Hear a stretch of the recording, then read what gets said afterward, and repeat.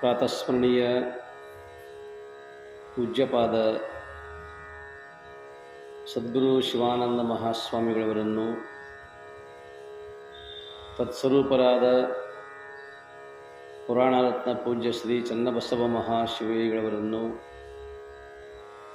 ಪೂಜ್ಯ ವೇದಾಂತ ಕೇಸರಿ ಮಲ್ಲಿಕಾರ್ಜುನ ಮಹಾಶಿವೈಗಳವರನ್ನು ಸ್ಮರಣೆ ಮಾಡಿಕೊಂಡು ಶಾಸ್ತ್ರಶ್ರವಣದಲ್ಲಿ ಸಮ್ಮಿಲಿತರಾಗಿರುವಂತಹ ಶಿವಸ್ವರೂಪಿಗಳಾದ ತಮ್ಮೆಲ್ಲರಿಗೂ ಶರಣವು ಶರಣಾರ್ಥಿಗಳು.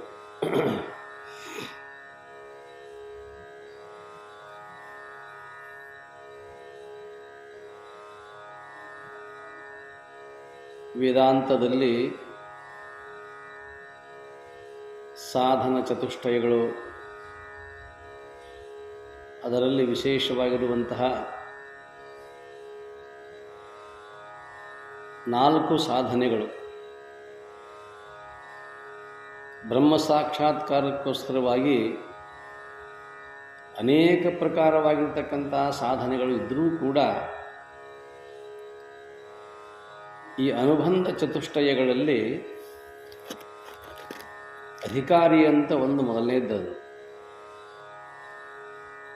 ಆ ಅಧಿಕಾರಿಯ ಲಕ್ಷಣಗಳು ಏನು ಅನ್ನುವುದಕ್ಕೆ ಸಾಧನ ಚತುಷ್ಟಯ ಸಂಪನ್ನ ಯಾವನೋ ಅವನು ಅಧಿಕಾರಿ. ಯಾವುದೇ ಒಂದು ಉನ್ನತ ಅಧಿಕಾರವನ್ನು ಸ್ವೀಕಾರ ಮಾಡತಕ್ಕಂತಹ ಒಬ್ಬ ವ್ಯಕ್ತಿಯ ಅವನದೇ ಆಗಿರ್ತಕ್ಕಂತಹ ಕೆಲವೊಂದು ಮಾನದಂಡಗಳು ಹೇಗಿರ್ತಾವೋ ಹಾಗೆ ಇಲ್ಲಿ ಜಗದುತ್ಪತ್ತಿಗೆ ಕಾರಣವಾಗಿರುವಂತಹ ಅವ್ಯಕ್ತವಾಗಿರತಕ್ಕಂತಹ ನಿರಾಕಾರ ನಿರ್ಗುಣನಾಗಿರ್ತಕ್ಕಂತಹ ಪರಬ್ರಹ್ಮನನ್ನು ಅರಿತುಕೊಳ್ಳಲಿಕ್ಕೆ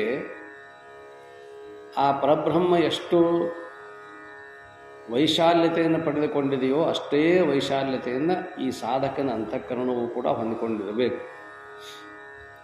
ಅಂದಾಗ ಮಾತ್ರ ಆ ಸಾಕ್ಷಾತ್ಕಾರ ಆಗಲಿಕ್ಕೆ ಸಾಧ್ಯ. ಮನಸ್ಸು ಆ ರೀತಿಯಲ್ಲಿ ತಯಾರಾಗಬೇಕು. ಒಬ್ಬ ಅಧಿಕಾರಿ ಆಗಬೇಕಾಗಿತ್ತು ಅಂತಂದ್ರೆ ಎಷ್ಟು ಸಾಹಸ ಇರ್ತದಲ್ಲ ಒಂದು ಹಿಂದೆ. ಒಬ್ಬ ವೈದ್ಯರಾಗಬೇಕಾಗಿತ್ತು ಅಂದರೆ MD-ನೋ MS-ಓ ಮಾಡ್ತಕ್ಕಂಥ ಒಬ್ಬ ವ್ಯಕ್ತಿ ವೈದ್ಯಕೀಯ ಕ್ಷೇತ್ರದಲ್ಲಿ ಸಾಕಷ್ಟು ಉನ್ನತ ಸಾಧನೆಯನ್ನು ಮಾಡಿಕೊಂಡ ನಂತರದಲ್ಲಿ ಅದರಲ್ಲೂ ಕೂಡ ಇತ್ತಿತ್ತಲಾಗಿರ್ತಕ್ಕಂತಹ ವೈದ್ಯಕೀಯ ಕ್ಷೇತ್ರ ಬಹಳಷ್ಟು ಬೆಳೆದು ಬಿಟ್ಟது. ಮೊದಲು MBBS ಆಗಿತ್ತು ಅಂತಂದ್ರೆ ದೊಡ್ಡ ಡಾಕ್ಟರ್ ಅವರು. ಈಗ ಹಾಗಿಲ್ಲ. ಅದರಲ್ಲೇ ಬಹಳ ವಿಶೇಷ ಪರಿಣತಿಯನ್ನು ಪಡೆದುಕೊಂಡಿರ್ತಕ್ಕಂಥವರು. ಮೊದಲು ಹಾರ್ಟ್ ಸ್ಪೆಷಲಿಸ್ಟ್ ಇರಲಿಲ್ಲ, ನ್ಯೂರಾಲಜಿಸ್ಟ್ ಇರಲಿಲ್ಲ, ಆರ್ಥೋಪೆಡಿಕ್ ಇರಲಿಲ್ಲ.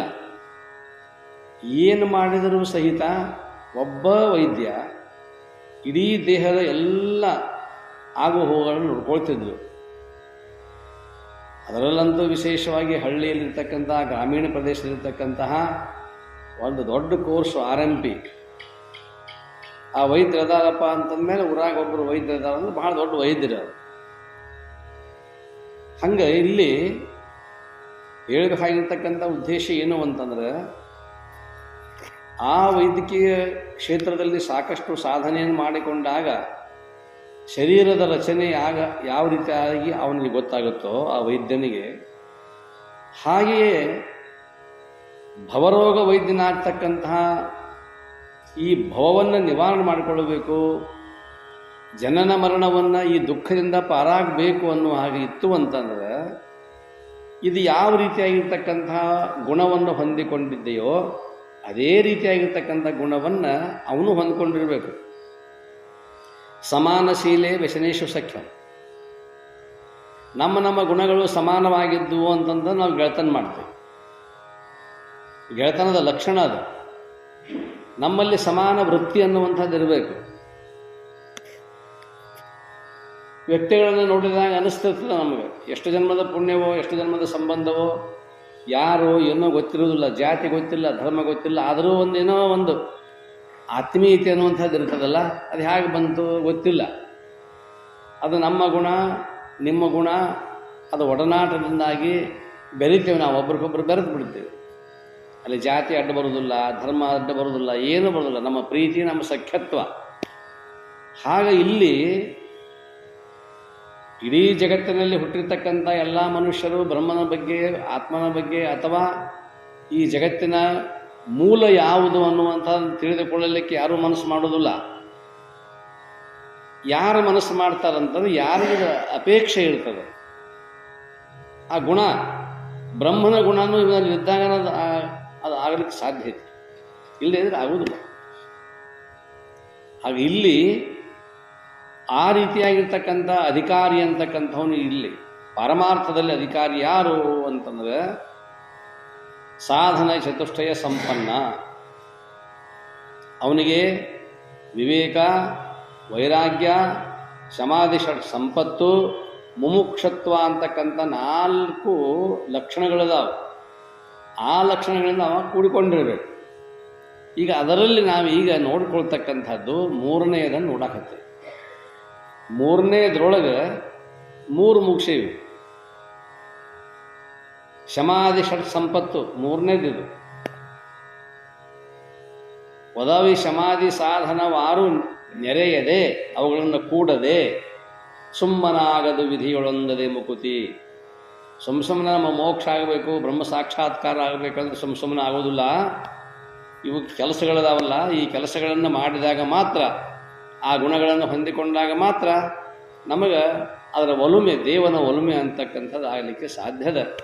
ಅದಕ್ಕಾಗಿ ಈಗ ಅವರು ಹೇಳೋದು ಒದವಿ ಸಮಾಧಿ ಸಾಧನವ 6 ನೆರೆಯದೆ. ಶಮ, ದಮ, ನಿನ್ನ ತಿತಿಕ್ಷ ಆಗಿದೆ.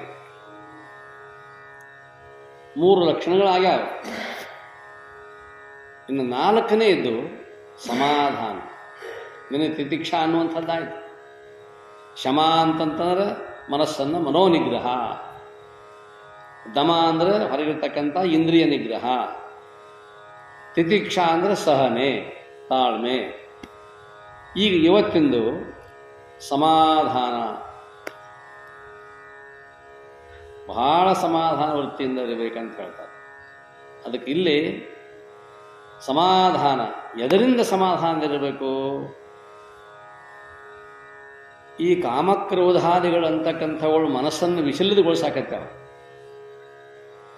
ಅವುಗಳ ಗಾಳಿಗೆ ನಾನು ಮೈ ಒಡ್ಡಬಾರದು. ಅವುಗಳಿಂದ ನಾನು ಆದಷ್ಟು, ಯಾಕಂತಂದ್ರೆ ಇಡೀ ಮನಸ್ಸನ್ನು ಕಲುಷಿತಗೊಳಿಸ್ತಕ್ಕಂಥವುಗಳು, ಹೊಲಸು ಮಾಡ್ತಕ್ಕಂಥವುಗಳು ಕಾಮಕ್ರೋಧಾದಿಗಳು, ಹರಿಷಡ್ವರ್ಗ ಅಂತಾರೆ.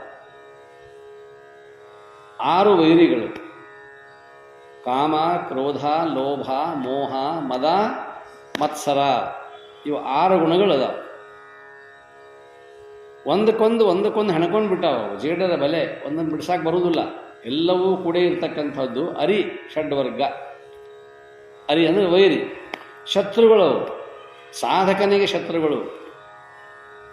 ಆದರೆ ಅಕ್ಕ ಮಹಾದೇವಿ ಶತ್ರು ಅಂತ ತಿಳ್ಕೊಳ್ಳಿಲ್ಲ ಈ ಕಾಮಕ್ರೋಧಾದಿಗಳನ್ನು. ಅವುಗಳನ್ನು ಮಿತ್ರರನ್ನಾಗಿ ಮಾಡಿಕೊಂಡ್ಲಕ್ಕೆ ಬಹಳ ದೊಡ್ಡ ಸಾಧನೆ ಅವಳದ್ದು, ಬಹಳ ದೊಡ್ಡ ಸಾಧನೆ. ಈ ಕಾಮ, ಕ್ರೋಧ, ಲೋಭ, ಮೋಹ, ಮದ, ಮತ್ಸರವನ್ನು ಎಲ್ಲಿಟ್ಟುಕೊಂಡ್ಲು ಅಂದರೆ ಚನ್ನಮಲ್ಲಿಕಾರ್ಜುನ ದೇವನಲ್ಲೇ ಇಟ್ಟುಕೊಂಡ್ಲು. ಏನು ಸಿಟ್ಟು ಮಾಡಿದ್ರು ಆ ದೇವನ ಬಗ್ಗೆ ಸಿಟ್ಟು ಮಾಡೋದು, ಏನು ಪ್ರೀತಿ ಮಾಡೋದು ಅವನನ್ನೇ ಪ್ರೀತಿ ಮಾಡೋದು. ಏನು ಲೋಭ ಅಂತಂದ್ರೆ ಅಷ್ಟು ಲೋಭ. ಮೋಹ, ಮದ, ಚನ್ನಮಲ್ಲಿಕಾರ್ಜುನ ದೇವನನ್ನಲ್ಲಿ ಅದಾನ, ಎಂಥ ಮದ. ಅದನ್ನು ತಾನು ಅದರ ದಿಕ್ಕನ್ನು ಬದಲಿಸಿಬಿಟ್ಲು ಅಕ್ಕ ಮಹಾದೇವಿ. ಯಾವ ಕಡೆಗೆ ಹೋಗಬೇಕಾಗಿತ್ತೋ ಆ ಕಡೆ ಬಿಡಲಾರದಂಗೆ ತನ್ನ ಕಡೆಗೆ, ತನ್ನ ಆತ್ಮಸಾಕ್ಷಾತ್ಕಾರಕ್ಕಾಗಿ ಅವುಗಳನ್ನು ಅಕ್ಕ ಮಹಾದೇವಿ ಬಳಸ್ಕೊಂಡ್ಬಿಟ್ರು. ವಿರೋಧ ಮಾಡಲಿಲ್ಲ. ಅದರ ಬಗ್ಗೆ ಅಷ್ಟು ಮತ್ಸರ ಅಂತಕ್ಕಂಥದ್ದು. ಮತ್ಸರ ಅಂದ್ರೆ ಇಲ್ಲಿ ಅದನ್ನು ಸಂಪೂರ್ಣವಾಗಿ ತನ್ನಲ್ಲಿಯೇ ಅಳವಡಿಸ್ಕೊಳ್ಬೇಕು. ಬಿಟ್ಟು ಕೊಡುವ ಹಾಗಿಲ್ಲ, ಅದನ್ನು ಚನ್ನಮಲ್ಲಿಕಾರ್ಜುನನ್ನು ಬಿಡುವ ಹಾಗಿಲ್ಲ. ಈ ಕಾಮಕ್ರೋಧಾದಿಗಳು ಏನದಾವಲ್ಲ, ಇವುಗಳ ಬಿರುಗಾಳಿಗೆ ಮಹಾಪ್ರಪಾತಕ್ಕೆ ಸಿಲುಕಿಕೊಳ್ಳಲಾರದ ಹಂಗೆ ನೀನು ಏನು ಮಾಡ್ಕೋಬೇಕು ಅಂತಂತಂದ್ರೆ ಧೈರ್ಯದಿಂದಿರೋದು ಸಮಾಧಾನ. ನಮ್ಮಲ್ಲಿ ಸ್ವಲ್ಪ ಧೈರ್ಯ ಇರ್ಲಿಕ್ಕೆ ಅಂತಂತಂದ್ರೆ ನಮ್ಮನ್ನು ಅಂಜಿಸ್ಬಿಡ್ತಾವ ಅಷ್ಟು. ಅದಕ್ಕೇನಂತಾರೆ ಇಲ್ಲಿ ಶಾಸ್ತ್ರದಲ್ಲಿ ಸಮಾಧಾನ ಅಂತ ಕರೀತಾರೆ. ಆ ಸಮಾಧಾನ ಅಂತಕ್ಕಂಥದ್ದು ಇರಬೇಕು. ಯಾಕಂತಂದ್ರೆ ಭಗವದ್ಗೀತೆ ಹೇಳ್ತದೆ, ಧ್ಯಾಯತೋ ವಿಷಯಾನ್ ಪುಂಸಃ ಸಂಘಾತೇಷು ಉಪಜಾಯತೆ. ಧ್ಯಾಯತೋ ವಿಷಯಾನ್ ಪುಂಸಃ, ವಿಷಯಾನಂದ್ರೆ ಈ ವಿಷಯಗಳನ್ನು ಯಾವಾಗಲೂ ಈ ಪುರುಷನಾಗಿರ್ತಕ್ಕಂಥವನು, ಈ ವ್ಯಕ್ತಿಯಾಗಿರ್ತಕ್ಕಂಥವನು, ಈ ಮನುಷ್ಯ ಯಾವಾಗಲೂ ಅದರ ಧ್ಯಾನದಲ್ಲೇ ಇರ್ತಾನೆ. ಧ್ಯಾಯತೋ ವಿಷಯಾನ್ ಪುಂಸಃ ಸಂಗಃ ತೇಷು ಉಪಜಾಯತೆ. ಯಾವಾಗಲೂ ಕೂಡ ಅಲ್ಲೇ ಇರ್ತಕ್ಕಂಥವನು ವಿಷಯಗಳಲ್ಲಿ. ಅಷ್ಟು ಆಸಕ್ತಿ ಅವನಿಗೆ.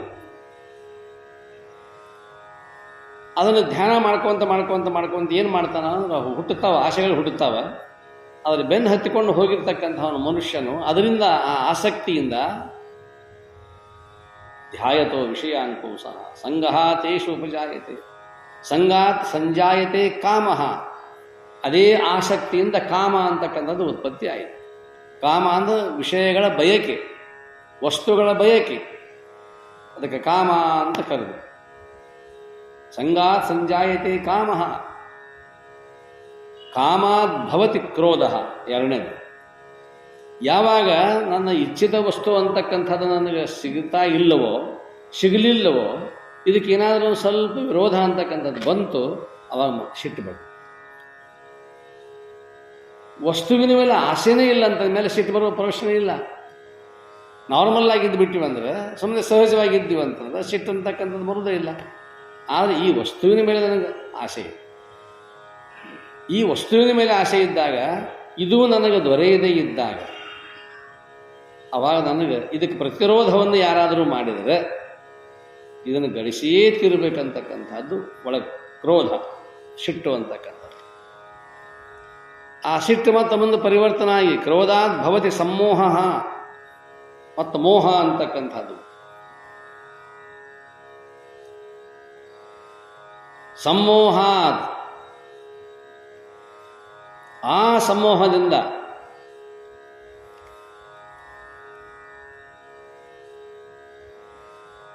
ಸ್ಮೃತಿಭ್ರಂಶ, ಆ ಮೋಹ ಉಂಟಾದ ಕೂಡಲೇ ನಾ ಎದನ್ನು ಮೋಹ ಮಾಡಿದೆ, ನಾ ಎದರಲ್ಲಿ ಆಸಕ್ತಿ ಹೊಂದೇನೆ ಅಂತಕ್ಕಂಥದ್ದನ್ನು ಸಹಿತ ಸ್ಮೃತಿಭ್ರಂಶ, ನಾ ಸ್ಮರಣೆ ಅಂತಕ್ಕಂಥದ್ದೆಲ್ಲವೂ ಕೂಡ ಹೋಗ್ಬಿಡುತ್ತೆ. ಸ್ಮೃತಿಭ್ರಂಶಾತ್ ಬುದ್ಧಿನಾಶ,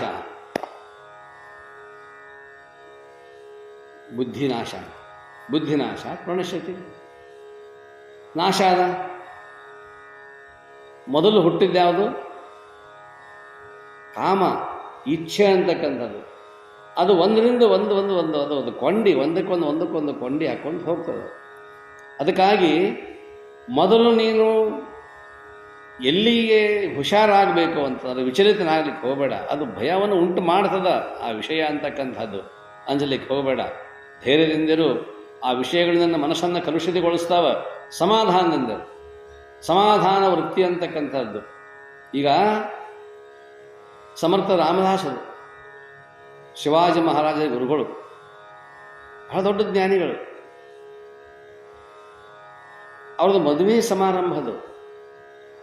ಮದುವೆ ಸಮಾರಂಭದೊಳಗೆ ಸಮರ್ಥ ರಾಮದಾಸರನ್ನು ಕುರಿತು ಇತಿಹಾಸ ಪ್ರಸಿದ್ಧವಾಗಿರ್ತಕ್ಕಂತಹ ಸಮರ್ಥ ರಾಮದಾಸರು ಶಿವಾಜಿ ಮಹಾರಾಜರಿಗೆ ಯಾವಾಗಲೂ ಕೂಡ ಆಶೀರ್ವಾದ ಮಾಡಿರ್ತಕ್ಕಂಥವ್ರು. ಎಲ್ಲೆಲ್ಲಿ ಯಾವಾಗ ಅಹಂಕಾರ ಬರ್ತದೆ ಶಿವಾಜಿ ಮಹಾರಾಜನಿಗೆ ಅಲ್ಲೆಲ್ಲಿ ಸ್ವಲ್ಪ ಸೂಕ್ಷ್ಮವಾಗಿ ತೆಗೆದು ಬಿಡ್ತಿದ್ರು ಅವರು.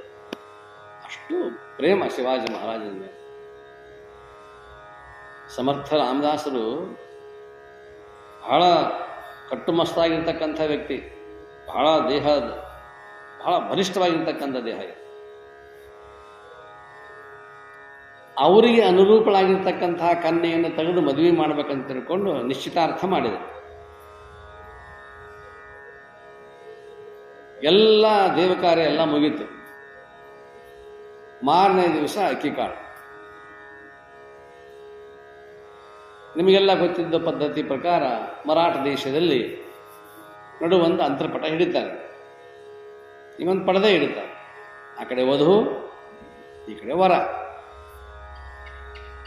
ಹಾಗಿದ್ದಾಗ ಎಷ್ಟೋ ಅದ್ಭುತವಾಗಿರ್ತಕ್ಕಂಥ ಸನ್ನಿವೇಶ ಅಂದರೆ ಅದು ಬಹಳ ವಿಶೇಷದು.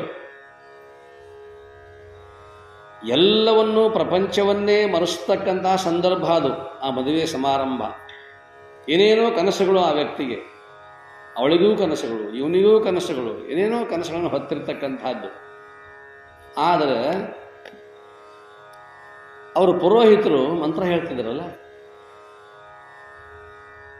ಈ ಸಂದರ್ಭದೊಳಗೆ ಅವ್ರು ಏನು ಹೇಳ್ತಾರ, ಸಮಾಧಾನ ಅಂತ ಹೇಳ್ತಾರೆ ಅವರು. ಸಾವಧಾನ್ ಅನ್ನೋದು ಮೊದಲನೇದ್ದು. ಎಂಥ ಸಾವಧಾನ? ಸುಮುಹೂರ್ತೆ ಸಾವಧಾನ್. ಇದು ಒಳ್ಳೆಯ ಮುಹೂರ್ತತಿ, ಸಮಾಧಾನದಿಂದ ನಾ ಹೇಳುವಂಥ ಮಂತ್ರವನ್ನು ಕೇಳು. ಎಷ್ಟು ವಿಚಿತ್ರ ನೋಡಿ. ಅವರು ಸಂಸ್ಕೃತ ಬಲ್ಲವರಾಗಿದ್ದರು ಸಮರ್ಥ ರಾಮದಾಸರು. ಏನಿದು ಸಾವಧಾನ ಅಂತಾನಲ್ಲ, ಆ ಕಡೆ ಮಂತ್ರ ಕಡೆ ಲಕ್ಷ್ಯ ಐತಿ, ಆ ಹುಡುಗಿ ಕಡೆ ಲಕ್ಷ್ಯ ಇಲ್ಲ.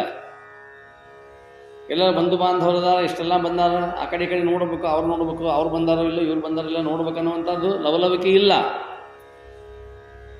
ಆ ಪುರೋಹಿತ ಹೇಳ್ತಕ್ಕಂಥ ಮಂತ್ರದ ಕಡೆಗೆ. ಪುರೋಹಿತರು ಇಂಥ ಮಂತ್ರಗಳನ್ನು ಹೇಳಿ ಹೇಳಿ ಹೇಳಿ ಸಾಯುವತನ ಅವರು ಮಂತ್ರ ಅಂದಾರ. ಆ ಮಂತ್ರಗಳನ್ನು ಯಾವ ಪಂಡಿತನೂ ಅರ್ಥ ಮಾಡಿಕೊಂಡಿರಲಿಲ್ಲ. ಆದರೆ ಇಲ್ಲಿ ರಾಮದಾಸ ಮಹಾರಾಜರು, ಆ ಯುವಕ, ಏನಿದು ಸುಮುಹೂರ್ತೆ ಸಾವಧಾನ ಅಂತಾರಲ್ಲ ಇವರು ಪುರೋಹಿತರು. ಸುಮುಹೂರ್ತೆ ಸಾವಧಾನ, ಸುಲಗ್ನೇ ಸಾವಧಾನ ಅಂದು ಒಂದಿಷ್ಟು ಅಷ್ಟಕಗಳನ್ನು ಹೇಳ್ತಾರೆ, ಕಲ್ಯಾಣ ಮಂತ್ರಗಳನ್ನು ಹೇಳ್ತಾರೆ. ಹೇಳಿ ಹೇಳಿ ಹೇಳಿ ಇವೆಲ್ಲವುಗಳನ್ನು ಕೇಳ್ಕೊಂತಿರ್ತಾರೆ ಅಂದಾಜ. ಆ ನಂತರದಲ್ಲಿ ಕೊನೆಯ ಮಂತ್ರ ಹೇಳ್ತಾರೆ. ಇಷ್ಟೊತ್ತಿಗಾಗಲೇ ತಯಾರು ನಡೆಸಿದ್ರೊಳಗೆ ಅವರು ರಾಮದಾಸರು ತಯಾರು ಮಾಡ್ಕೊಳಕಿದ್ದಿದ್ರೆಲ್ಲ ಅವ್ರು ಹೇಳಿದ ಮಂತ್ರ ಎಲ್ಲ ಅರ್ಥ ಮಾಡ್ಕೊಂಡು ತಯಾರು ಮಾಡಿಕೊಂಡು ಕೊನೆಗೆ ಮಂತ್ರ ಬಂತು. ತದೇವ ಲಗ್ನಂ, ಅದೇ ಲಗ್ನ, ಅದರ ಅರ್ಥ ತದೇವ, ಅದ ಲಗ್ನ ಅಂತಾರಲ್ಲ. ಯಾವ ಲಗ್ನ, ಮತ್ಯಾವ ಲಗ್ನ ಅಂತಾರ ಅವರು. ಅದೇ ಲಗ್ನ, ತದೇವ ಲಗ್ನಂ, ಸೂರ್ಯನಂ ತು ದೇವ, ಚಂದ್ರಬಲಂ ತಾರಾಬಲಂ ತು ದೇವ, ವಿದ್ಯಾಬಲಂ ದೈವಬಲಂ ತು ದೇವ, ಸುಮುಹೂರ್ತೆ ಸಾವಧಾನ. ಇನ್ನೂ ಟೈಮ್ ಐತಿ, ನೋಡು, ವಿಚಾರ ಮಾಡ್ಕೊಂತ ಹೇಳ್ತಾರೆ ಅವರು. ಇನ್ನ ಮಂತ್ರ ಮುಗಿದಿದ್ದಿಲ್ಲ, ಹಿಂಗೆ ಜಿಗಿದು ಹೋದರು ಸಮರ್ಥ ರಾಮದಾಸರು. ಯಾರ ಕೈಗೂ ಸಿಗಲಿಲ್ಲ. ಮತ್ತು ಬೇರೆ ಮತ್ತೊಬ್ಬ ಹೆಣ್ಮಗಳನ್ನು ಮದುವೆ ಮಾಡ್ಕೊಂಡು ಬಂದು ಹೋದಾರಲ್ಲ ಓಡಿ. ಇವರು ಹೇಳಿರ್ತಕ್ಕಂಥ ಮಂತ್ರ ಅದೇ ಲಗ್ನ ಅಂದ್ರಲ್ಲ. ಯಾವ ಜನದಾಗ ಮತ್ತೆ ಲಗ್ನ ಆಗಿತ್ತಂದು, ಮತ್ತೆ ಈ ಯಾಕೆ ಮಾಡ್ತಾ ಇದ್ದಾರೆ ಇದನ್ನ ಲಗ್ನವನ್ನು, ಮದುವೆಯನ್ನ? ಅದೇ ಲಗ್ನ. ಇದು ಒಳ್ಳೆಯ ಮುಹೂರ್ತತಿ. ಅವ್ರು ಎಚ್ಚರಿಕೆ ಕೊಡಕತ್ತಾರ ಅಂತ ತಿಳ್ಕೊಂಡಾರ ಅವರು. ಇತಿಹಾಸದಲ್ಲಿ ಈ ಅಂತರ್ಪಟ ಜಿಗಿದು ಹೋದವರು ಇನ್ನೂವರೆಗೂ ಯಾರೂ ಇಲ್ಲ. ಹೋಗ್ಯಾರ, ಮತ್ತೊಬ್ರು ಮಾಡ್ಕೊಳಕ್ ಹೋಗ್ಯಾರ ವಿನಃ ಪರಮಾತ್ಮನನ್ನೇ ಗಂಡನನ್ನಾಗಿ ಮಾಡ್ಕೊಳ್ಬೇಕನ್ನುವಂಥ ಹಂಗನ್ನು ಹರಿದು ಹೋದವರು ಸಮರ್ಥ ರಾಮದಾಸರು. ಮಹಾರಾಷ್ಟ್ರದೊಳಗೆ, ಕರ್ನಾಟಕದೊಳಗೆ ಮಹಾದೇವಿ ಅಕ್ಕ ಮಹಾದೇವಿ ಸ್ವತಃ ಮಹಾರಾಜನೇ ಕೈ ಹಿಡಿಬೇಕಂತ ತಿಳ್ಕೊಂಡು ಈ ಶಿವಭಕ್ತೆಯನ್ನು ಭವಿಯಾಗಿರುವಂತಹ ಕೌಶಿಕ ಮಹಾರಾಜ ಅವೇನು ನೋಡ್ಬೇಕಂತ ಬಂದವನಲ್ಲ. ಆ ಹುಡುಗಿಯನ್ನು, ಆ ಕನ್ಯೆಯನ್ನು ನೋಡಲಿಕ್ಕೆ ಬರಬೇಕಂತ ತಿಳ್ಕೊಂಡು ಬಂದವನಲ್ಲ.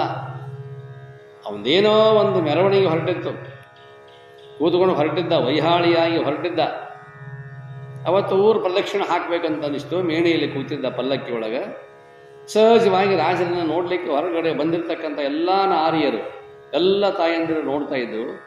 ಅವಾಗ ಈ ಮಗು ಕೂಡ ನೋಡ್ತಾ ಇತ್ತು, ಕನ್ಯೆ. ದೃಷ್ಟಿಯಲ್ಲಿ ಹೋಯ್ತು ನೋಡ್ರಿ.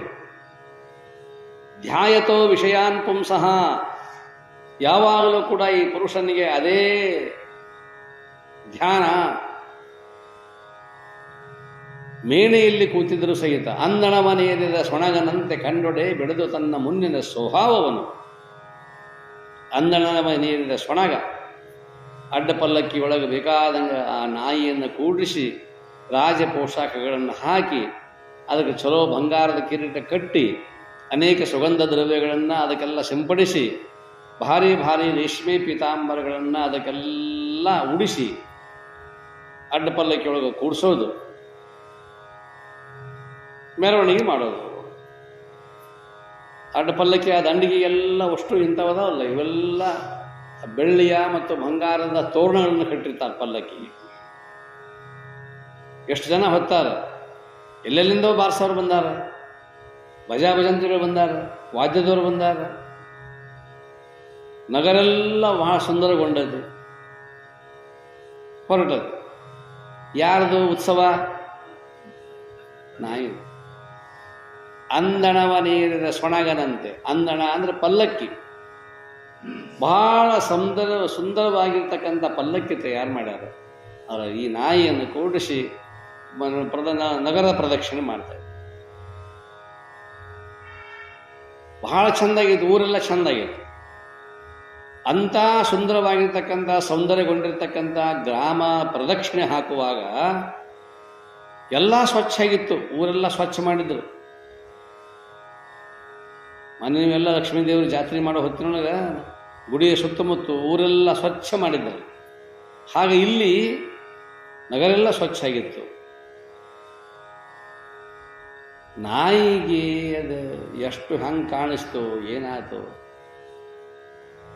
ಎಲ್ಲೋ ಒಂದು ತಿಪ್ಪ್ಯಾಗ ಹಳಿ ಎಲುಬು, ಹೊಸ ಎಲುಬಲ್ಲ,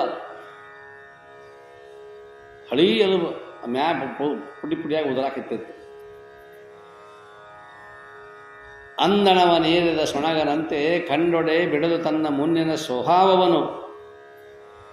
ಅದರ ಸ್ವಭಾವ ಬಿಡಲಿಲ್ಲ ಅದು. ನಾನು ಎಲ್ಲಿ ಕುಂದಿಸ್ಯಾರ, ಯಾರು ಬಂದಾರ, ಯಾರು ಮೆರವಣಿಗೆ ಮಾಡ್ತಾರ, ನನಗೆ ಏನು ಪೋಷಾಕ ಹಾಕ್ಯಾರ, ಬಂಗಾರ ಕಿರೀಟ ಹಾಕ್ಯಾರ, ಇದೇನು ಖಬರಿಲ್ಲ. ಅದಕ್ಕೇನು ವಾಸನೆ ಬತ್ತು, ನನ್ನ ಸಾಮಾನು ಇರ್ಲಿಕ್ಕೆಲ್ಲ ಅಂತ ತಿಳ್ಕೊಂಡು ತಾಂಡನ ಜಗದದ್ದ ತಿಪ್ಪಿಗೆ ಹೋದ ಒಮ್ಮೆ. ಇವ್ರು ಯಾರಿಗೂ ಕಂಡಿಲ್ಲದು, ಹಂಗೆ ಮೆರ್ಸಕತ್ತಾರೆ ಪಲ್ಲಕ್ಕಿ, ಖಾಲಿ ಪಲ್ಲಕ್ಕಿ. ಹಂಗೆ ಕೌಶಿಕನ ದೃಷ್ಟಿಕೋನ ಸೊಣಗನ ದೃಷ್ಟಿಕೋನದಂತೆ ನಾಯಿಯ ಆ ಸ್ವಭಾವ ಏನಿತ್ತಲ್ಲ, ಅಂಥ ಸ್ವಭಾವವನ್ನು ಹೊಂದಿಕೊಂಡಿರ್ತಕ್ಕಂಥ ಕೌಶಿಕ ಮಹಾರಾಜ ಆ ಶಿವಭಕ್ತೆ, ಸಾತ್ವಿಕ ವೃತ್ತಿಯ ಆ ಮುಖ ಲಾವಣ್ಯ, ಆ ಮುಖದ ಸೌಂದರ್ಯ ಅವನನ್ನು ಸೆರೆ ಹಿಡಿತು. ಅರಮನೆಗೆ ಯಾವಾಗ ಬಂದನೋ ತಕ್ಷಣನ ಅದು ಯಾರ ಕನ್ಯೆ ಅವಳನ್ನು ಕರೆದುಕೊಂಡು ಬರಬೇಕು, ಮದುವೆ ಆಗ. ಧ್ಯಾಯತೋ ವಿಷಯಾನ್ ಪುಂಸಃ ಸಂಗಸ್ತೇಷು ಉಪಜಾಯತೆ. ಪ್ರಾರಂಭ ಆಯಿತು.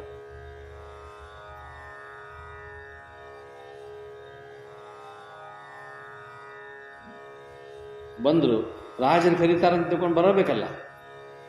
ಅಸಹಾಯಕರಾದರು. ತಂದೆ ತಾಯಿಗಳು ಬೇಕಾದಷ್ಟು ಬೇಡ ನಾವು ಕೊಡೋದಿಲ್ಲ ಅಂತ ಹೇಳೇ ಇಲ್ಲ, ಮಹಾರಾಜ ಹೇಳಿ ಕಳಿಸ್ಯಾರಂತ ತಿಳ್ಕೊಂಡು ಮಂತ್ರಿಗಳು ಬಂದರು, ಎಲ್ಲ ಸೇವಕರು ಬಂದರು, ರಾಜಭಟ್ರು ಬಂದರು, ಕರ್ಕೊಂಡು ಹೋದರು. ಮಹಾರಾಣಿ ಆಗ್ತಾಳೆ ನಿಮ್ಮ ಮಗಳು, ಈ ಅವಕಾಶ ಯಾರಿಗೂ ಸಿಕ್ಕಿಲ್ಲ ಅಂತ ತಿಳ್ಕೊಂಡು ಹೇಳಿದಾಗ ಅಮ್ಮ ಒಪ್ಪು ಅಂತ ತಿಳ್ಕೊಂಡು ತಂದೆ ತಾಯಿಗಳು ಹೇಳಿದರು ಸಹಿತ ಒಪ್ಪಾಗ್ತಾ ಇರಲಿಲ್ಲ. ಆದರೂ ಒಂದು 3-4 ಕರಾರುಗಳನ್ನು ಹಾಕಿ,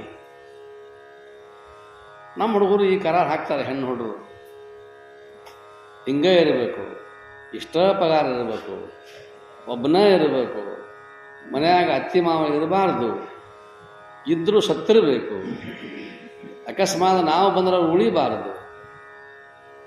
ಈಗಿನ ಕಾಲ, ಅವಾಗಿನ ಕಾಲ. ಮಹಾದೇವಿ ಅಕ್ಕ ಎಲ್ಲ ಕರಾರುಗಳನ್ನು ಹಾಕಿಕೊಂಡು ಹೋದ ನಂತರದಲ್ಲಿ ಅದೇ ಭ್ರಮೆಯಲ್ಲಿ ಇದ್ದಲ್ಲ, ಹುಚ್ಚುತನದಲ್ಲಿ ಸ್ಮೃತಿ ಭ್ರಂಶ ಬುದ್ಧಿನಾಶ, ಬುದ್ಧಿ ಕಳ್ಕೊಂಡ್ಬಿಟ್ಟ ಕೌಶಿಕ. ಏನು ಮಾತು ಕೊಟ್ಟಿದ್ದೆ ಅವ ಭವಿ ಜೈನನವನು, ಜೈನ ಧರ್ಮದವನು ಕೌಶಿಕ. ಮಹಾದೇವಿ ಲಿಂಗಾಯತ ಧರ್ಮದವಳು, ಧರ್ಮ ಹೊಂದೋದಿಲ್ಲ ಬೇಡ ಅಂತ ತಿಳ್ಕೊಂಡು ಬೇಕಾದಷ್ಟು ಹೇಳಿದರೂ ಸಹಿತ ಏನಿಲ್ಲ, ನಾನು ಅದನ್ನು ಶಿವಭಕ್ತಿಯನ್ನು ಮೆಚ್ಚಿಕೊಂಡಿದ್ದೇನೆ, ನಾನು ಕೂಡ ಅವರಿಗೆ ಅವಕಾಶ ಮಾಡಿಕೊಡ್ತೇನೆ, ಲಿಂಗಾರ್ಚನೆ ಶರಣರ ಆರಾಧನೆ ಎಲ್ಲವೂ ನಡೀಲಿ ಅಂತ ತಿಳ್ಕೊಂಡು ಬಾಯಲ್ಲೇ ಹೇಳಿದ್ದ, ಕೃತಿಯಲ್ಲಿ ಬರಲಿಲ್ಲ. ಯಾವಾಗ ಬರಲಿಲ್ಲವೋ ಹೆಂಗ ರಾಮದಾಸ ಮಹಾರಾಜರು ಅಂತರ್ಪಟವನ್ನು ಜಿಗಿದು ಓಡಿ ಹೋದರೂ ಅವರೂ ದಿಗಂಬರರಾಗಿ ಹೋದರು. ನೋಡ್ರಿ, ಅವ್ರು ನೋಡಿರ್ಬೇಕು, ಅವರು ಭಾವಚಿತ್ರಗಳನ್ನು ನೋಡ್ರಿ. ಕೈಯಲ್ಲಿ ಒಂದು ಬೆತ್ತ, ಬಗಲೊಳಗೆ ಒಂದು ಜೋಳಿಗೆ, ಕೌಪಿನವಂತಹ ಕಲುಭಾಗ್ಯವಂತಹ ಶಂಕರಾಚಾರ್ಯರು. ಅವನಂಥ ಭಾಗ್ಯವಂತ ಯಾರೂ ಅಲ್ಲ, ಪುಣ್ಯಪುರುಷ. ಓಡಿ ಹೋದ, ಸ್ವತಂತ್ರವಾಗಿ ಹೋಗಿ ಆನಂದವಾಗಿ ಭಗವದ್ ಧ್ಯಾನವನ್ನು ಮಾಡಿದ ಸಮರ್ಥ ರಾಮದಾಸರಾದ. ಅದೇ ರೀತಿಯಾಗಿ ಇಲ್ಲಿ ಇವಳು ಕೂಡ ಮದುವೆ ಆಗುವಂತಹ ಒಂದು ಸಂದರ್ಭದೊಳಗೆ ಮಹಾಮನೆಯನ್ನು, ಅರಮನೆಯನ್ನು ಬಿಟ್ಟು ಹೊರಟು. ಹೆಂಗೆ ಹೊರಟಲು ಅವಳು? ದಾಗಿನ ಹಾಕ್ಕೊಂಡು ಹೋಗಲಿಲ್ಲ, ರೇಷ್ಮೆ ಪೀತಾಂಬರ ತೊಗೊಂಡು ಹೋಗಲಿಲ್ಲ. ಹಾಗೂ ಒಂದಿನ ನನ್ನ ಮನೆಗೆ ಬಂದೇನಪ್ಪ ಅಂತಂದಮೇಲೆ ನನ್ನ ಅರ್ಧ ಹಕ್ಕು, ನನ್ನ ಆಸ್ತಿ ಹಕ್ಕು ಅಂತ ತಿಳ್ಕೊಂಡು ಹಕ್ಕು ಸಾಧಿಸಲಿಲ್ಲ, ಏನೂ ಇಲ್ಲ. ಎಲ್ಲ ಬಿಟ್ಟುಕೊಟ್ಟು ಎಲ್ಲ ತೆಗೆದು ಒಗೆದು, ಛೀ ಮರುಳೆ, ಹುಚ್ಚ ಅಂತ, ಛೀ ಮರುಳೆ, ಚನ್ನಮಲ್ಲಿಕಾರ್ಜುನನ ಅರಿಮರುಳೆ, ಭಗವಂತನ ಧ್ಯಾನದಲ್ಲಿ ಇರಬೇಕು, ಹುಚ್ಚ ಹೋಗು. 18, 19 ವರ್ಷದ ಹುಡುಗಿ 60, 70, 80 ವರ್ಷದ ಮುದುಕನಿಗೆ ಹೇಳ್ತಾಳೆ. ಅವಾಗ ಯಾವಾಗ ದಿಗಂಬರಳಾಗಿ ನಿಂತಲೋ ಸಮಾಧಾನ, ಎಷ್ಟು ಸಮಾಧಾನ ವೃತ್ತಿ ನೋಡ್ರಿ ಆಕೆಗೆ. ಇದು ಸಮಾಧಾನ ಸಾಧಕನಿಗೆ ಬರಬೇಕಾಗಿರ್ತಕ್ಕಂಥ, ಮನಸ್ಸನ್ನು ಕಲುಷಿತಗೊಳಿಸತಕ್ಕಂತಹ ಕಾಮಕ್ರೋಧಾದಿಗಳು ಬಂದರೂ ಕೂಡ ಮನೋಮಂಡಲದಲ್ಲಿ ಎಳ್ಳಷ್ಟು ಕೂಡ ವಿಚಲಿತನಾಗದೆ ಆ ರೀತಿಯಾಗಿರ್ತಕ್ಕಂಥ ವೃತ್ತಿಯನ್ನು ಕಾಪಾಡಿಕೊಂಡು ಹೋಗ್ತಕ್ಕಂಥದ್ದೇನದಲ್ಲ, ಇದಕ್ಕೆ ಸಮಾಧಾನ ಅಂತ ಕರೀತಾರೆ ಶಾಸ್ತ್ರದಲ್ಲಿ. ಇದು ಸಮಾಧಾನ. ದಿಗಂಬರಳಾಗಿ ನಿಂತು ಬಿಟ್ಟಿದ್ದಲ್ಲ, ದಿಗಂಬರಳಾಗಿ ನಿಂತಾಗ ಕೌಶಿಕನಿಗೆ ಏಕದಂ ಯಾರು ಕಂಡ್ರು ಅಂದ್ರೆ ಹೊರತು ಬಿದ್ದಂಗೆ ಆಗಿಬಿಡ್ತು. ಮರ್ಮಾಘಾತ ಆತ ಕೌಶಿಕನಿಗೆ, ಎಚ್ಚರ ಆಯ್ತು. ಅವಾಗ ಎರಡು ದೃಷ್ಟಿಯಿಂದ ಅವಳು ಮಾಡಿರ್ತಕ್ಕಂಥದ್ದು ನಾವು ತಿಳ್ಕೊಳ್ಳೋದು, ನಮ್ಮ ಒಂದು ಅಧ್ಯಯನದ ಪ್ರಕಾರ, ನಮ್ಮ ಅನಿಸಿಕೆಯ ಪ್ರಕಾರ ಹೀಗಾಗಿರಬಹುದೇನೋ. ಆಕೆ ತನ್ನ ಮೈಮೇಲಿರ್ತಕ್ಕಂಥ ಉಟ್ಟ ಬಟ್ಟೆಗಳನ್ನು ಎಲ್ಲವನ್ನೂ ತೆಗೆದು ಹೋಗೋದು, ದಿಗಂಬರಳಾಗಿ ನಿಂತು ಹುಚ್ಚಾಗಿ ನಿಂತುಬಿಟ್ಟ. ಏನು ಅನ್ನಿಸ್ತು ಅಂತಂದರೆ, ಅವ ಕೌಶಿಕ ಮಹಾರಾಜ ಜೈನ ಧರ್ಮದವನಾಗಿದ್ದರಿಂದ ಜೈನ ಧರ್ಮದ ಗುರುಗಳು, ಸವಿಸೋ ಭಗವಾನರು, 24 ಜನ ತೀರ್ಥಂಕರರು, ಮಹಾವೀರನೋ, ವೃಷಭೇಶ್ವರನೋ, ವೃಷಭನಾಥನೋ, ಬಾಹುಬಲಿಯೋ, ಬರೀ ಆ ತೀರ್ಥಂಕರರನ್ನು ನೋಡಿದ ಹಂಗೆ ಆಗಿಬಿಡ್ತು. ಬದಲಾಯಿ ಯಾಕೆ ಅವನಿಗೆ ಬಂತು ಅಂತಂದ್ರೆ, ಅದೇ ಗೀತೆ ಹೇಳ್ತದೆ, ಧ್ಯಾಯತೋ ವಿಷಯಾನ್ ಪುಂಸಃ ಸಂಗಸ್ತೇಷು ಜಾಯತೆ ಸಂಗಾತ್ ಸಂಜಾಯತೆ ಕಾಮಃ ಕಾಮಾತ್ ಕ್ರೋಧೋ ವಿಜಾಯತೆ. ಕಾಮದಿಂದ ಹಿಡ್ಕೊಂಬರೋ ಹೆಣಮರಿಗೆ ಕಟ್ಟಿ ತೊಂಬರಿ ಅವಳನ್ನ ಅಂತ ಹೇಳಿ ಕಳಿಸಿದ್ದಲ್ಲ, ಬಲಾತ್ಕಾರದಿಂದ ತೊಂಬರಿ ಅಂತ. ಕ್ರೋಧಾತ್ ಭವತಿ ಸಮೋಹ, ಸಂಪೂರ್ಣ ಮೋಹದಲ್ಲಿ ಮುಳುಗಿಬಿಡು. ಸಮೋಹ ಸ್ಮೃತಿ ವಿಭ್ರಮ, ಸ್ಮೃತಿ ಭ್ರಂಶಾತ್ ಬುದ್ಧಿನಾಶಾತ್ ಪ್ರಣಶ್ಯತಿ. ಹಾಳಾಗ ರಾವಣ ಯಾಕೆ ಹಾಳಾದ? ಬುದ್ಧಿನಾಶ ಆಯ್ತು. ಇಚ್ಛೆ ಈಡೇರಲಿಲ್ಲ, ರಾಮನ ಮೇಲೆ ಯುದ್ಧ, ರಾವಣರ ಯುದ್ಧ ಆಯಿತು. ಯುದ್ಧ ಆಗಿದ್ದರಿಂದ ಮೊದಲು ಕಾಮ, ಆಮೇಲೆ ಕ್ರೋಧ, ಆಮೇಲೆ ಮೋಹ. ಮೋಹದಿಂದಾಗಿ ಸ್ಮೃತಿ ಭ್ರಮಣೆ ಆಯಿತು. ಸ್ಮೃತಿ ಭ್ರಮಣೆಯಿಂದ ಬುದ್ಧಿನಾಶ. ಯಾವಾಗ ಬುದ್ಧಿನಾಶ ಅಂದರೆ ಹುಚ್ಚಿಡಿಯೋದು. ಯಾವುದಾದ್ರೂ ಒಂದು ವಸ್ತುವಿನ ಬಗ್ಗೆ ಒಬ್ಬ ವ್ಯಕ್ತಿಗೆ ತಾರುಣ್ಯದಲ್ಲಿ ಬಹಳ ಜನರನ್ನು ನೋಡ್ತೇವೆ ನಾವು. ಯಾವುದಾದರೂ ಒಂದು ವಸ್ತುವಿನ ಕುರಿತಾಗಲಿ ಅಥವಾ ಒಂದು ವಿಷಯವನ್ನು ಕುರಿತಾಗಲಿ ಒಬ್ಬ ವ್ಯಕ್ತಿಯನ್ನು ಕುರಿತಾಗಲಿ ಏನಾದರೂ ಅವನಿಗೆ ಬಯಕೆ ಇತ್ತು ಅಂದರೆ ಅದು ಈಡೇರದೇ ಇದ್ದಾಗ ತಲೆ ನೀವಂತೀರಿ ಬ್ರೇನ್ ಆಪಾಗಿ.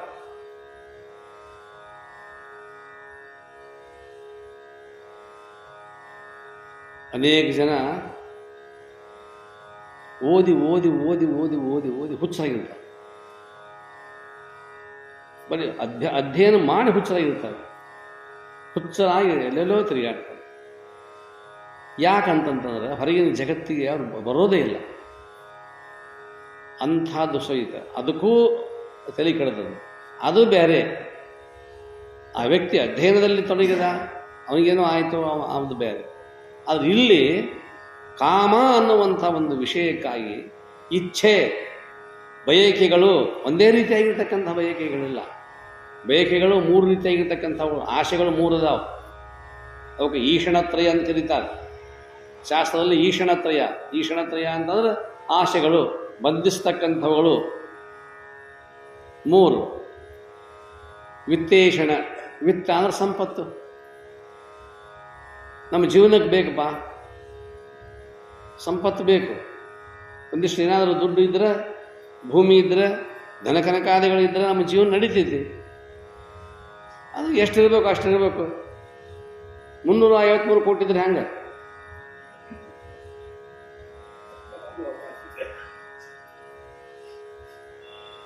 ಬೇಕು ಅಂತಂತಂದ್ರೆ ಎಷ್ಟು ಬೇಕು? ಬೇಕು ಜೀವನಕ್ಕೆ. ಇದು ಬೇಡ ಅಂತಲ್ಲ.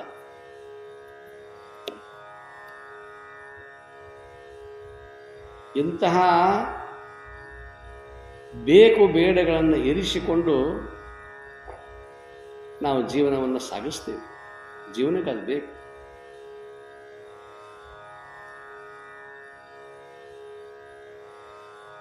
ಈಷಣತ್ರಯಗಳು, ವಿತ್ತೇಷಣ. ಸಂಪತ್ತಾದ ಕೂಡಲೇ ವಯಸ್ಸಿರ್ತೈತಿ.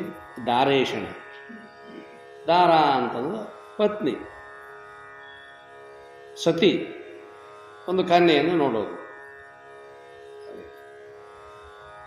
ಮೊದಲು ಸಂಪತ್ತಾಗೈತೆ, ದುಡ್ಡಾಗೈತೆ. ಎರಡನೇದು ಹೆಂಡತಿ ಆಯಿತು. ಮೂರನೇದು ಮುಂದಿನ ಅವಸ್ಥೆ ಪುತ್ರೇಶ. ಮುಗೀತು. ಇಷ್ಟ ಜೀವನ. ಒಂದಿಷ್ಟು ಸಂಪತ್ತು, ಒಂದು ಹೆಂಡತಿ, ಒಂದು ಎರಡು ಮಕ್ಕಳು. ವಿತ್ತೇಷಣ, ದಾರೇಷಣ, ಪುತ್ರೇಶ. ಮುಗೀತು ಜೀವನ. ಅಲ್ಲಿಗೆ ಯಾಕೆ ಬಿಟ್ಬಿಟ್ರು ಅಂತಂತಂದ್ರೆ, ಪುತ್ರೇಷಣ ಆದ ಕೂಡಲೇ ಅವ್ರು ವ್ಯವಸ್ಥೆ ಮಾಡ್ತಾರೆ. ಇವರು ಮುಂದೆ ಎಲ್ಲಿ ಕಳಿಸ್ಬೇಕೋ ಅಲ್ಲಿ ಕಳಿಸೋದು ಅವ್ರಿಗೆ ಗೊತ್ತೈತೆ. ಅದಕ್ಕೆ ಮುಂದಿನ ಈ ಕ್ಷಣವನ್ನು ಹೇಳಲಿಲ್ಲ ಜ್ಞಾನಿಗಳು. ಶಾಸ್ತ್ರದಲ್ಲಿ 3 ವಿತ್ತೇಷಣ, ದಾರೇಷಣ, ಪುತ್ರೇಷ, 3 ಇವತ್ತು ಈಷಣ ತ್ರಯಗಳು. ಹಾಗೆ ಇಲ್ಲಿ ಈ ಕಾಮ ಅಂತಕ್ಕಂಥದ್ದು, ಇಚ್ಛೆ ಅಂತಕ್ಕಂಥದ್ದು ಒಂದೇ ರೀತಿಯಾಗಿರ್ತಕ್ಕಂಥ ಇಚ್ಛೆ ಅಲ್ಲ. ಬರೀ ಕಾಮ ಅಂದ ಕೂಡ ನಾವು ಬೇರೆ ಅರ್ಥ ಮಾಡ್ಕೊಂಡ್ಬಿಡ್ತೇವೆ. ಹಾಗೆಲ್ಲ ಯಾವುದೇ ಇರಲಿಲ್ಲ. ಇಂತಹ ಸಂದರ್ಭದೊಳಗೆ ಮನಸ್ಸನ್ನು ಕಲಕುವಂತಹ ಯಾವುದಾದ್ರೂ ಕೂಡ ಸಂಗತಿಗಳು ಬಂದರೆ ಅವಾಗ ನೀನು ಧೈರ್ಯವಾಗಿ, ಸಮಾಧಾನ, ಚಿತ್ತ ಚಂಚಲ ಆಗಲಾರದಂಗೆ ನೋಡ್ಕೋ. ಯಾಕಂತಂದ್ರೆ ಕಾಮ ಏಷಃ, ಕ್ರೋಧ ಏಷಃ, ರಜೋಗುಣ ಸಮುದ್ಭವ. ಈ ಕಾಮ ಅಂತಕ್ಕಂಥದ್ದು, ಕ್ರೋಧ ಅಂತಕ್ಕಂಥದ್ದು ಯಾವ ಗುಣದಿಂದ ಬಂದದಂದ್ರೆ ರಜೋಗುಣದಿಂದ ಬಂದದೆ. ಗುಣಗಳು 33 ಅದಾವು. ಗುಣಗಳು ಮತ್ತೆ 3 ಗುಣಗಳು: ಸತ್ವಗುಣ, ರಜೋಗುಣ, ತಮೋಗುಣ. ಸಾತ್ವಿಕ ವೃತ್ತಿ, ರಾಜಸ ವೃತ್ತಿ, ತಾಮಸಿಕ ವೃತ್ತಿ, ಮತ್ತು ಈ ರೀತಿಯಾಗಿರ್ತಕ್ಕಂಥ 3 ವೃತ್ತಿಗಳು ಬರ್ತಾವೆ. ಸತ್ವಗುಣದವನಿಗೆ ಏನು ಭಯ ಇಲ್ಲ. ಆದರೆ ರಾಜಸ ಗುಣದಾಗಿರ್ತಕ್ಕಂಥವನು ಯಾವುದಿದು? ಕಾಮಃ ಏಷಃ, ಕ್ರೋಧಃ ಏಷಃ. ಈ ಕಾಮ, ಈ ಕ್ರೋಧ ಇವೆಲ್ಲಿಂದ ಉತ್ಪತ್ತಿ ಆಗ್ಯಾವ ಅಂತಂದ್ರೆ ರಜಗುಣದಿಂದ ಉತ್ಪತ್ತಿ ಆಗ್ಯಾವ. ರಾಕ್ಷಸಿ ಗುಣ ಇದು. ಮಹಾಶನಃ ಮಹಾಪಾಪ್ಮ. ಬಹಳ ಅವಕ್ಕೆ ತೃಪ್ತಿ ಇಲ್ಲ. ಮಹಾಶನಃ ಅಂತಂದ್ರೆ ಅತೃಪ್ತಿಯಿಂದ ಇವೆಲ್ಲ. ಈ ಕಾಮ ಮತ್ತು ಕ್ರೋಧ ಇವಕ್ಕೆ ತೃಪ್ತಿನೇ ಇಲ್ಲ, ಅತೃಪ್ತಿಯಿಂದ ಅದಾವ. ಅಷ್ಟೇ ಅಲ್ಲ, ಮಹಾಪಾಪ್ಮ, ಮಹಾಪಾಪಿಗಳದಾವ. ಕಾಮ ಏಷಃ, ಕ್ರೋಧ ಏಷಃ, ರಜೋಗುಣ ಸಮುದ್ಭವ, ಮಹಾಶನ, ಮಹಾಪಾಪ್ಮ. ಈ ರೀತಿಯಾಗಿ ಅದಾವ. ಆದ್ದರಿಂದ ಅವು ಇದನ್ನು ಮನಸ್ಸನ್ನು ವಿಚಲಿತಗೊಳಿಸುವಂಥ ಒಂದು ಸಂದರ್ಭದೊಳಗೆ ನೀನು ಎಳ್ಳಷ್ಟು ಕೂಡ ಅದಕ್ಕೆ ವಿಚಲಿತನಾಗಲಾರದೇ ಸಮಾಧಾನದಿಂದ ಇರು. ಜ್ಞಾನಿಗಳಾಗಿರ್ತಕ್ಕಂಥವರು ವಿಷಯಗಳಿಗೆ ಯಾವಾಗಲೂ ಕೂಡ ಅವರು ಮರುಳಾದವರಲ್ಲ, ಆ ಕಡೆಗೆ ಹೋದವರಲ್ಲ. ತಮ್ಮ ಮನಸ್ಸನ್ನು ಯಾವ ಕಡೆಗೆ ಅವರು ಹೊರಳಿಸಿದರು ಅಂತಂದ್ರೆ ಭಗವಂತನಂತ ಹೊರಳಿಸಿದರು. ಅದಕ್ಕಾಗಿ ಇಲ್ಲಿ ಈ 4ನೇ ಗುಣ ಸಮಾಧಾನ ಅಂತಕ್ಕಂಥದ್ದು ಮನಸ್ಸನ್ನು ಸಂಪೂರ್ಣವಾಗಿ ನಮ್ಮನ್ನು ನಾಶ ಮಾಡ್ತದೆ, ಕಟ್ಟಿ ಹಾಕಿಬಿಡ್ತದೆ, ನಮ್ಮನ್ನು ಮುಂದೆ ಹೋಗಿ ಬಿಡಂಗಿಲ್ಲ. ಅಧ್ಯಾತ್ಮ ಏನೋ ಭಾಳ ಸರಳ ಅಂತ ಅನಿಸಬಹುದು, ನಮಗೆ ಕೇಳುವಾಗ ಸರಳ ಅನಿಸಬಹುದು, ಸಾಧನೆ ಮಾಡುವಾಗ ಬಹಳ ಕಠಿಣ, ಬಹಳ ಕಷ್ಟದಾಯಕವಾಗಿರುವಂಥ. ಅದಕ್ಕಾಗಿ ಇದನ್ನು ನಾವು ತಿಳ್ಕೊಂಡಂಗೆ ಅದರ ಮುಂದೆ ಈಗ ಅಧಿಕಾರಿ ಲಕ್ಷಣಗಳೇ 6 ಅದಾವು. 6ರೊಳಗೆ 4 ನೋಡಕತ್ತೀವಿ ನಾವು. ಎಷ್ಟು ತ್ರಾಸ ಎಷ್ಟೈತಿ. ಶಮ, ದಮ, ತಿತಿಕ್ಷಾ, ಸಮಾಧಾನ, ಇನ್ನು ಶ್ರದ್ಧಾಭಕ್ತಿ ಅಂತಲೇ 2 ಅದಾವು. ಇಷ್ಟು ಆಳವಾಗಿ ಸೂಕ್ಷ್ಮವಾಗಿ ಒಂದರಿಂದ ಒಂದು ಹಿಂಗೆ ಹೋದಂಗೆ ನಾವು ಆ ಜ್ಞಾನದಲ್ಲಿ ಪ್ರವೇಶ ಹಾಕೀವಿ. ಯಾಕೆ ಹೇಳ್ಕೊಂತ ಹೋಗ್ತಾರೆ ಅಂತಂತಂದ್ರೆ ಬಯಲು ಮಾಡ್ತಾರೆ ಇಲ್ಲ ಸಮಸ್ಯೆಗಳನ್ನು. ಮೊದಲು ಸಮಸ್ಯೆಗಳನ್ನು ಬಯಲು ಮಾಡ್ಕೊಳ್ಳೋದು. ಅಡಿಗೆ ಮಾಡುವ ಮನುಷ್ಯ ಸಾಮಾನುಗಳನ್ನು ಸಂಗ್ರಹ ಮಾಡ್ಕೋತಾನ. ಒಂದು ಸಾರು ಮಾಡಬೇಕಾಗಿತ್ತು ಅಂತಂತಂದ್ರೆ ಅನೇಕ ಸಾಮಗ್ರಿಗಳು ಸಂಗ್ರಹ ಆಗಬೇಕಾಗತ್ತೆ. ಸಂಗ್ರಹ ಆದಾಗ ಎಲ್ಲ ವಸ್ತುಗಳ ಸಂಗ್ರಹ ಸಾರವೇ ಸಾರು. ಗೊತ್ತಾತ ನಿಮಗೆ? ಎಲ್ಲ ವಸ್ತುಗಳ ಸಂಗ್ರಹದ ಸಾರ ಏನದಲ್ಲ, ಅದು ಸಾರಿನಲ್ಲಿ ವ್ಯಕ್ತ ಆಗತ್ತೆ. ಸಾರಿನಲ್ಲಿ ಕೂಡಿರ್ತಕ್ಕಂತಹ ಜೀರಿಗೆ, ಬೆಳ್ಳುಳ್ಳಿ, ಸಾಸಿವೆ, ಎಣ್ಣೆ, ಅರಿಶಿನ ಪುಡಿ, ಖಾರ ಪುಡಿ, ಏನು ಮತ್ತೇನನ್ನು ಹಾಕ್ತಿರಲ್ಲ. ಹಾಕಿದ ನಂತರ ತೆಗೀರಿ ನೋಡೋಣ, ವಿಂಗಡಿಸಾಗಿ ಬರೋದಿಲ್ಲ. ಸತ್ಯಪ್ಪ ಎಲ್ಲ ಹಾಕ್ಯಾನಂದ್ರೂ ಸಹಿತ ಹಾಕೋದು ಅಟ್ಟ ಮಾಡ್ತಾನವ. ಹಾಕಿ ಮತ್ತೊಂದು ಹಾಕಿ ಮತ್ತೆ ನೋಡ್ತಾನೆ, ರುಚಿ ನೋಡ್ತಾನೆ. ಇದು ಉಪ್ಪು ಕಡಿಮೆ ಆಗೈತೋ, ಖಾರ ಕಡಿಮೆ ಆಗೈತೋ, ಅಥವಾ 2 ಹೆಚ್ಚಾದ್ರೆ ಒಂದು ಸ್ವಲ್ಪ ಸಕ್ಕರೆ ಹಾಕಬೇಕು, ಬೆಲ್ಲ ಹಾಕಬೇಕು. ಅದನ್ನು ಕಂಟ್ರೋಲ್ ತರಬೇಕಲ್ಲ, ಹಂಗಾರ ಮಾಡಿ. ಇದೆಲ್ಲದರ ಸಾರ ಅಂತಕ್ಕಂಥದ್ದು. ವಸ್ತುಗಳನ್ನು ಕೂಡಿಸಿ ಸಂಗ್ರಹ ಮಾಡಿ ನಾವೊಂದು ರುಚಿ ತರ್ತೀವಿ. ಆದರೆ ಇಲ್ಲಿ ಹಂಗಿಲ್ಲ. ಇರುವಂಥದ್ದನ್ನು ಭೇದಿಸಬೇಕಾಗಿದೆ, ಒಂದೊಂದು ತೆಗಿಬೇಕಾಗಿದೆ. ಇದೆಲ್ಲವನ್ನು ತೆಗೆದಾಗ ಏನು ಉಳಿತದಲ್ಲ ಅದು ಬ್ರಹ್ಮ. ಈ ಒಂದೊಂದೇ ವಸ್ತುವಿನ ಈಗ ಬೆಳ್ಳುಳ್ಳಿ ಐತಿ, ಸಾರಿಗೆ ಹಾಕೋದಿದೆ. ಹೆಂಗೂ ಸಾರಿಗೆ ಹಾಕೋದಿದೆ ಅಂತ ತಿಳ್ಕೊಂಡು ಹಂಗೆ ಬೆಳ್ಳುಳ್ಳಿ ಒಟ್ಟು ಉಪ್ಪು ತಿನ್ಕೊಂಡು ಕುಂತ್ರೆ, ಬೆಳ್ಳುಳ್ಳಿ ಉಪ್ಪು ತಿಂದ್ರೆ ಸಾರ ಆತ ನಿಮ್ಮದು? ಇಲ್ಲ. ಅರಿಶಿನ ಪುಡಿ ಹೆಂಗೂ ಹಾಕಂದನ ಮೊದಲ ತಿಂದ್ರೆ ಒಂದು ಮುಟ್ಟಿಗೆ ಅರಿಶಿನ ಪುಡಿ ಬಾಯಿ ಹಾಕೊಂಡ್ರೆ ಇಲ್ಲ. ಅದೆಲ್ಲವನ್ನು ಕೂಡಿಸಿದಾಗ ಒಂದು ಸಾರ ಸಂಗ್ರಹ ಹೇಗೆ ಆಗುತ್ತಲ್ಲ, ಅದನ್ನು ಈಗ ಅವ್ರೇನು ಮಾಡ್ತಾರೆ, ಇದು ಪ್ರಪಂಚ ಅನ್ನುವಂಥದ್ದು ಒಂದು ಸಾರ ಐತಿದು. ಇದರಾಗ ಅನೇಕ ವಸ್ತುಗಳು ಕೂಡಿದಾವ. ಅರಿಷಡ್ವರ್ಗಗಳು ಒಂದು ಕಡೆಗೆ, ಪಂಚಮಹಾಭೂತಗಳು ಒಂದು ಕಡೆಗೆ, ಗುಣತ್ರಯಗಳು ಒಂದು ಕಡೆಗೆ, ಈಶಣತ್ರಯಗಳು ಒಂದು ಕಡೆಗೆ, ಹೀಗೆ ಅನೇಕ ಪ್ರಕಾರಗಳದಾವಿಲ್ಲಿ. ಇವೆಲ್ಲವುಗಳನ್ನು ತೆಗೆದು ತೆಗೆದು ತೆಗೆದ ನಂತರ ಎಲ್ಲ ಭೇದಿಸಿದ ನಂತರ ಏನು ಉಳಿತಿದಲ್ಲ ಅದು ಬ್ರಹ್ಮ. ಅದು ಆಗಬೇಕಾಗಿತ್ತು ಅಂದರೆ ಒಂದೊಂದು ತೆಗಿಯಾಕತ್ಯಾರ ಅವರು. ಇದೊಂದು ಕಾರ್ ಗಾಡಿ ಒಂದು ಮಿಷನ್ ಐತಿ, ಇದೆಲ್ಲ ಕೂಡೇ ಮೈಕ್, ಅವೆಲ್ಲ ಸಾಮಗ್ರಿಗಳು ಕೂಡೇ ಒಂದು ಕಾರು, ಒಂದು ಬಸ್. ಪಾರ್ಟ್ಸ್ ಎಲ್ಲ ಬಿಚ್ಚಿಬಿಟ್ರೆ ಎಲ್ಲ ತೆಗೆದು ತೆಗೆದು ತೆಗೆದು ತೆಗೆದು ತೆಗೆದು ಆ ಕಡೆ ಒಗೆದು ಬಿಟ್ಟಿವಿ ಅಂತಂತಂದ್ರೆ ಮುಗಿದು. ಪಾರ್ಟ್ಸ್ ಬೇರೆ ಬೇರೆ ಅದು ಎಲ್ಲ ಕೂಡಿದಾಗ ಒಂದು ಮಷಿನ್ ತಯಾರ. ಹಾಗಿಲ್ಲಿ ಬ್ರಹ್ಮ ಅನ್ನುವಂಥ ಒಂದು ವಿಶಾಲವಾಗಿರ್ತಕ್ಕಂಥ ಒಂದು ವಸ್ತು ಐತಲ್ಲ, ಅವನಿಂದ ನಿರ್ಮಿತಗೊಂಡಿರ್ತಕ್ಕಂಥ ಈ ಒಂದೊಂದೇ ಪಾರ್ಟ್ಗಳನ್ನು ವಿಭಾಗಗಳನ್ನು ತಕ್ಕೋಂತ ಹೋಗ್ಬೇಕು ನಾವೀಗ. ಅವ ಕೊಟ್ಟಾನ ಜೋಡ್ಸ್ಯಾನ, ನಾವು ತೆಗಿಬೇಕಾಗಿದೆ. ಆದ್ರೆ ಯಾಕೆ ತೆಗಿಬೇಕಾಗಿದೆ ಅಂತಂದ್ರೆ ಅವ ಹುಟ್ಟಿಸಿದವ ಏನದಾನಲ್ಲ, ಅವ ಹೆಂಗದಾನ, ಅವ್ಯಕ್ತದಾನ, ಅವ ನಿರ್ಗುಣದಾನ, ನಿರಾಕಾರದ. ಅವನನ್ನು ಕಾಣಬೇಕಾತಂದ್ರೆ ಈ ಸಾಕಾರ ಅನ್ನುವಂಥದ್ದು ಕೆಲಸ ಆಗುವುದಿಲ್ಲ. ಆದರೆ ಇದರ ಮುಖಾಂತರ ನಾವು ಹೋಗ್ಬೇಕು. ಅದು ಹೋದ ನಂತರದಲ್ಲಿ ಇದ್ರ ಕೆಲಸ ಇಲ್ಲ, ಇದಿಲ್ಲೇ ಹೊಡಿಬೇಕು. ಹಾಗೆ ಇಲ್ಲಿ ಆತ್ಮ ಸಾಕ್ಷಾತ್ಕಾರ, ಬ್ರಹ್ಮ ಸಾಕ್ಷಾತ್ಕಾರ ಅಥವಾ ನಮ್ಮ ಅನುಭೂತಿ, ಆತ್ಮಾನುಭೂತಿ ಅಂತಕ್ಕಂಥದ್ದು ಆಗಬೇಕಾಗಿತ್ತು ಅಂತಂದ್ರೆ ಭಯಾನಕವಾಗಿರ್ತಕ್ಕಂಥ ಕೆಲವೊಂದು ವಸ್ತುಗಳು ಏನದಾವಲ್ಲ, ಇವೆಲ್ಲ ವಸ್ತುಗಳನ್ನು ತೆಗೆದು ಹಾಕ್ಕೋಬೇಕು. ಧ್ಯಾಯತೋ ವಿಷಯಾನ್ ಪುಂಸಃ, ಈ ಪುರುಷ ಯಾವಾಗಲೂ ಕೂಡ ಇದೇ ಧ್ಯಾನದಲ್ಲಿದಾನ, ವಿಷಯಗಳ ಧ್ಯಾನದಲ್ಲಿದಾನ. ಆ ವಿಷಯಗಳ ಧ್ಯಾನ ಮಾಡ್ತಾ ಮಾಡ್ತಾ ಅದೇ ಚಿಂತನೆಯಲ್ಲಿದ್ದಾಗ, ಅದರದೇ ಗೇಣಿಕೆಯೊಳಗಿದ್ದಾಗ ಮೊಟ್ಟ ಮೊದಲು ಹುಟ್ಟುವುದು ಆಸಕ್ತಿ ಅಂತಕ್ಕಂಥದ್ದು, ಕಾಮ. ಆ ಆಸಕ್ತಿಗೆ ಅನುಗುಣವಾಗಿ ವಸ್ತು ದೊರೆಯದೇ ಇದ್ದಾಗ ಸಿಟ್ಟು, ಆಮೇಲೆ ಮೋಹ, ಮದ ಮತ್ಸರಾದಿಗಳೆಲ್ಲವೂ ಕೂಡ ಒಂದರಿಂದ ಒಂದು ಬರ್ತಾವೆ. ಅದಕ್ಕೆ ಇಂತಹ ಒಂದು ಸಂದರ್ಭದಲ್ಲೂ ಸಹಿತ ನೀನು ಯಾವಾಗಲೂ ಕೂಡ ಎಳ್ಳಷ್ಟು ಕೂಡ ಧೃತಿಗೆಡಕ್ಕೆ ಹೋಗಬೇಡ, ಧೈರ್ಯಗೆಡಲಿಕ್ಕೆ ಹೋಗಬೇಡ. ಮನಸ್ಸನ್ನು ಸಮಾಧಾನದಲ್ಲಿ ಇಟ್ಟುಕೊಂಡು ನೀನು ಆ ಭಗವಂತನ ಧ್ಯಾನವನ್ನು ಮಾಡಿದ್ದಾದರೆ, ಸಾಧನೆಯನ್ನು ಮಾಡಿದ್ದಾದರೆ ನಿನಗೆ ಆತ್ಮಸಾಕ್ಷಾತ್ಕಾರ ಆಗುತ್ತದೆ. ನಿನಗೇನು ಬೇಕು? ಸಮಾಧಾನ, 4ನೇ ಲಕ್ಷಣ. ಶಮಾದಿ ಷಟ್ ಸಂಪತ್ತಿನೊಳಗೆ 4ನೇದಿದು ಶಮ, ದಮ, ತಿತಿಕ್ಷಾ, ಸಮಾಧಾನ. ಇವತ್ತು ಸಮಾಧಾನ, ಇನ್ನು ಶ್ರದ್ಧಾ ಮತ್ತು ಭಕ್ತಿ ಅನ್ನುವಂಥ ಲಕ್ಷಣಗಳಿದ್ದಾವೆ.